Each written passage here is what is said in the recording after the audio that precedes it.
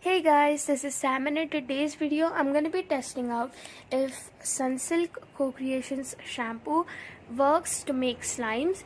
So I have seen a video on Muskan's channel where she tested the same shampoo and it kind of worked for her, so we shall test it out as well.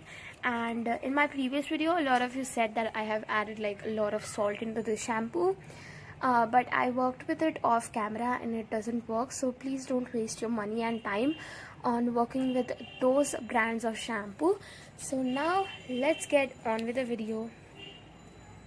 So in my previous video I used to refrigerate it for 5 minutes, but today we're going to be letting it set for 2 days, and I'll update you guys in my next video on how the shampoo slime is, if it worked or not.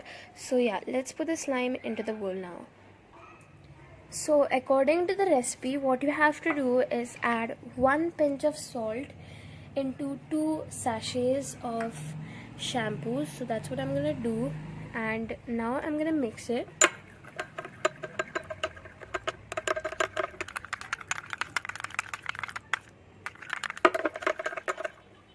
Like 1 pinch more.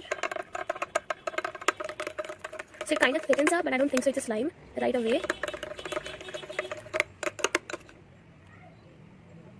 So we shall put like another pinch, just a bit. Yeah, so it's kind of foamy right now, and now we shall. So now I'm gonna keep this near my window for about 2 days, and I'm gonna update you guys on if it worked or not. And yeah, we shall see. Thank you so much for watching the video. Hope you guys enjoyed, and please subscribe, like, comment and share. Bye.